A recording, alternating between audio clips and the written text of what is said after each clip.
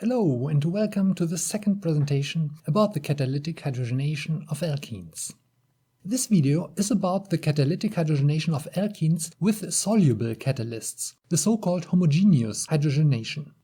The most common soluble hydrogenation catalysts are complexes of rhodium-1, iridium-1 and ruthenium-2. In order to be able to coordinate with the alkene and with hydrogen, the complexes should not be too stable. Complexes with bulky phosphine ligands are particularly well suited, and if these are enantiomerically pure, some of these catalysts can be used for asymmetric hydrogenations.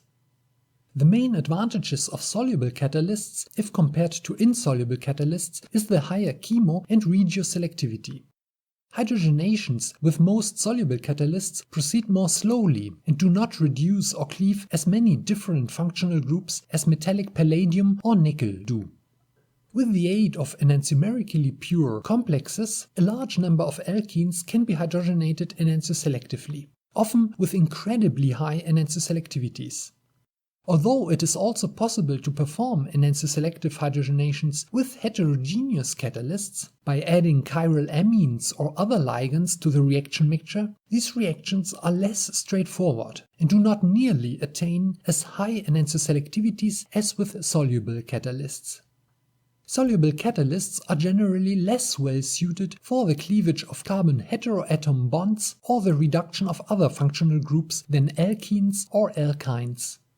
The high selectivity of soluble catalysts can of course also become a problem if a given alkene is sterically or electronically deactivated. A further disadvantage when compared to heterogeneous catalysts is that after the hydrogenation the catalyst cannot just be filtered off. If the product cannot be distilled, some kind of extraction will be required to remove the catalyst from the product. And if the product is a drug or a food ingredient, it can be difficult to lower the final concentration of transition metal to an acceptable level. These catalysts are also quite expensive, and because of the instability, larger amounts than of insoluble catalysts are often required. A further problem is the sensitivity of most soluble hydrogenation catalysts toward oxidants, such as oxygen or peroxides. Heterogeneous catalysts are generally more difficult to oxidize irreversibly than soluble catalysts. Most soluble catalysts will decompose upon heating into dimers, metallic clusters or nanoparticles, with markedly lower catalytic activity than the parent complex. This, together with their sensitivity toward oxidants, is the main reason why large amounts of catalyst are sometimes required. Thermal and oxidative decomposition can sometimes be prevented by adding an excess of ligand to the reaction mixture or by immobilizing the complexes on a polymeric support. The solubility and sensitivity toward heat and oxidants makes recycling of soluble catalysts almost impossible, what further increases their cost if compared to heterogeneous catalysts. The most common homogeneous hydrogenation catalysts are complexes of rhodium-1, iridium-1 and ruthenium-2. One of the first catalysts discovered was the Wilkinson catalyst, which is prepared by refluxing an ethanolic solution of rhodium trichloride with an excess of triphenylphosphine. Interestingly, the ability of these complexes to catalyze hydrogenations depends strongly on the phosphine chosen, as shown here. The rhodium complex of, for instance, triethylphosphine is too stable and does not catalyze hydrogenations. Also, the iridium triphenylphosphine complex is too stable to act as catalyst. One iridium complex that can be used as hydrogenation catalyst is the so-called Crabtree catalyst, which contains weaker, more readily exchangeable ligands than Wilkinson's catalyst. Soluble complexes of cobalt, nickel, iron, palladium and platinum have also been shown to catalyze hydrogenations, but fewer examples have been reported than of rhodium, iridium and ruthenium complexes. The mechanism of these hydrogenations has been investigated extensively. I've sketched here the typical steps of catalysis by Wilkinson-type catalysts of the hydrogenation of allyl cyanide.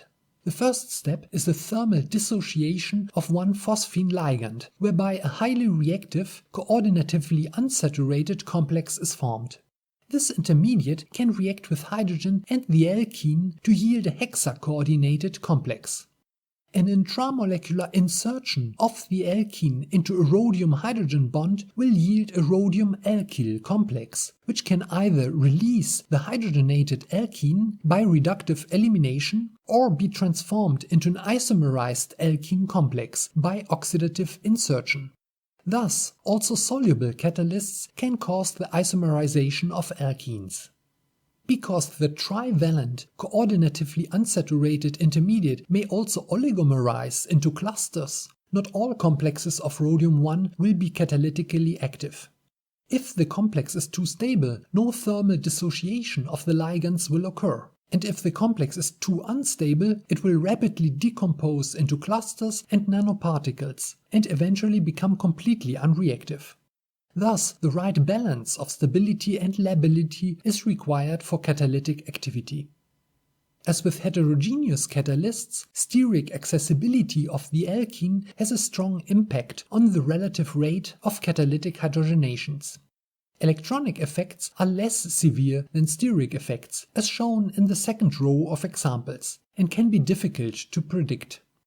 Then, the solvent will of course also affect the rate of hydrogenation by its ability to dissolve hydrogen and to coordinate to the various intermediates of the catalytic cycle.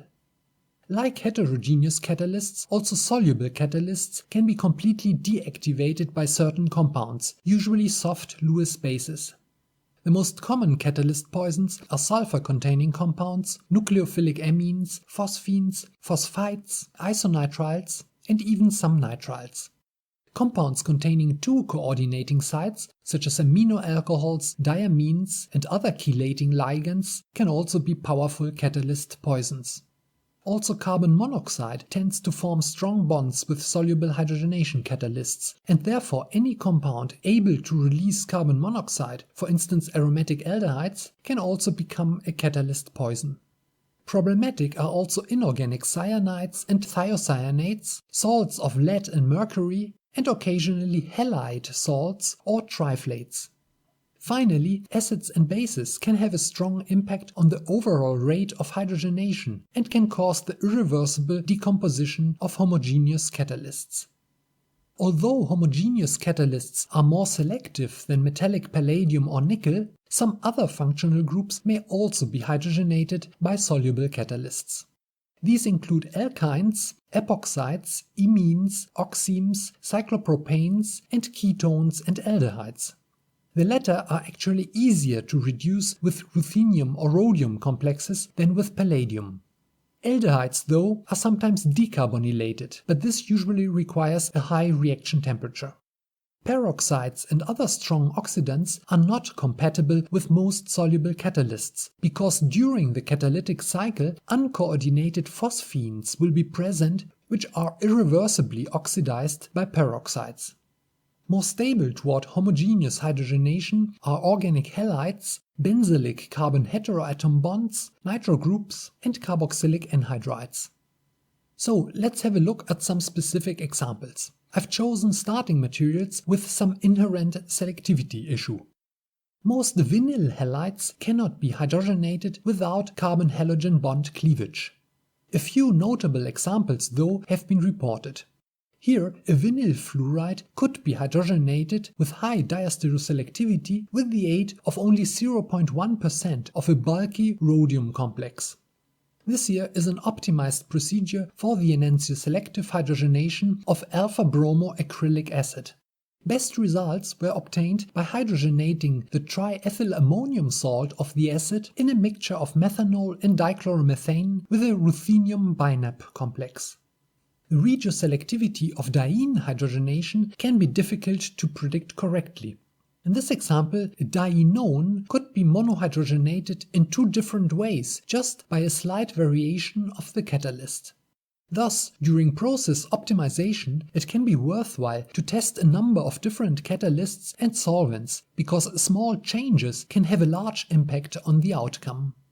Carvone, the starting diene of this example, is easier to hydrogenate selectively than the diene of the previous example.